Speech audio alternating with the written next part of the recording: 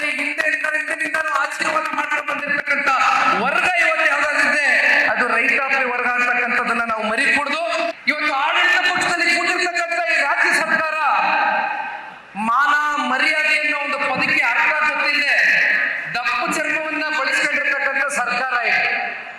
ಇವ್ರೇನು ಅಷ್ಟು ಸುಲಭವಾಗಿ ಬಗ್ಗದಿಲ್ಲ. ಆದ್ರೆ ಒಂದು ಈ ಸಂದರ್ಭದಲ್ಲಿ ಹೇಳ್ಬೇಕಾಗ್ತದೆ, 4 ಜಿಲ್ಲೆಯ ಜೀವನಾಡಿ ಇವತ್ತು ಆ ತುಂಗಭದ್ರಾ ತಾಯಿಯನ್ನು ನಂಬಿ ನಾವು, ನೀವು, ನಮ್ಮ ತಂದೆ ತಾಯಿ, ನಮ್ಮ ತಾತ, ನಿಮ್ಮ ಮುತ್ತಜ್ಜ ನಾವೆಲ್ಲರೂ ಬದುಕ್ತಾ ಇದ್ದೇವೆ. ನಿಮಗೆ ಸಿಗ್ಬೇಕಾಗಿರ್ತಕ್ಕಂಥ ಹಕ್ಕು, ನಿಮಗೆ ಸಿಗ್ಬೇಕಾಗಿರ್ತಕ್ಕಂಥ ಹಕ್ಕು ಕೇಳೋದ್ರಲ್ಲಿ ಏನೂ ತಪ್ಪಿಲ್ಲ. ಇವತ್ತು ಯಾವ ಪರಿಸ್ಥಿತಿಯಲ್ಲಿ ರೈತರಿದ್ದಾರೆ, ಏನ್ ಕೇಳ್ತಾ ಇದ್ದೀರಿ ನೀವು? 2ನೇ ಬೆಳೆಗೆ ನೀರು ಕೊಡಿ ಅಂತ ಕೇಳ್ತಾ ಇದ್ದೀರಿ.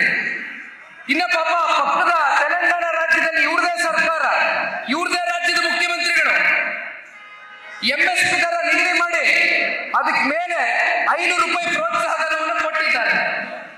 ಇವ್ರದೇ ಸರ್ಕಾರ, ನಮ್ದು ಯಾರ್ದು ಅಲ್ಲ, ಪಕ್ಕದ ರಾಜ್ಯ ತೆಲಂಗಾಣ ರಾಜ್ಯ. ಇನ್ನ ಹೋಗ್ಲಿ ಪರಿಹಾರ ವಿಚಾರವಾಗಿ ಮಾತಾಡೋಣ ಅಂದ್ರೆ, ಇತ್ತೀಚೆಗೆ ದೊಡ್ಡ ಮಟ್ಟದಲ್ಲಿ ಮಳೆ ಆಯ್ತು, ಅತಿವೃಷ್ಟಿ ಆಯ್ತು.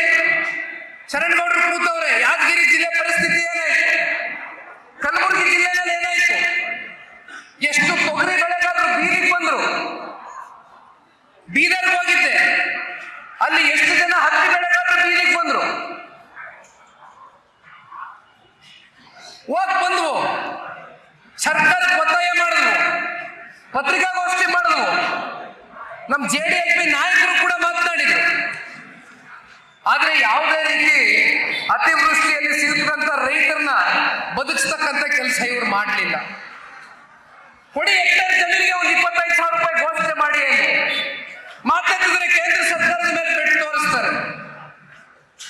ಇಲ್ಲ ನೀವು ಕೊನೆಗೆ ಹೇಳ್ಬಿಡಿ, ಇಲ್ಲಪ್ಪ ನಾವು ಗ್ಯಾರಂಟಿಗಳಿಗೆ ಸೀಮಿತ ಈ ಸರ್ಕಾರ, ನಮಗೆ ಯೋಗ್ಯತೆ ಇಲ್ಲ, ನಮಗ್ ಶಕ್ತಿ ಇಲ್ಲ, ನಮ್ಮನ್ನ ರೈತರು ಉಳಿಸ್ಕೊಳ್ತಕ್ಕಂಥ ಮನಸ್ಸಿಲ್ಲ ಅಂತಕ್ಕಂಥದ್ದನ್ನ ನೇರವಾಗಿ ಹೇಳ್ಬಿಡಿ. ಅವರೇ ಸನ್ಮಾನ್ಯ ಕುಮಾರಣ್ಣ ಅವರು ರೈತರ ಪರವಾಗಿ ಯಾರು ಚಿಂತೆ ಮಾಡಬೇಕಾಗಿಲ್ಲ. ಈ ಪಕ್ಷ ಇರೋದೇ ನಿಮಗೋಸ್ಕರ, ರೈತರಿಗೋಸ್ಕರ, ಜೀವ ಕೊಡ್ತೀವಿ ರೈತರಿಗೋಸ್ಕರ.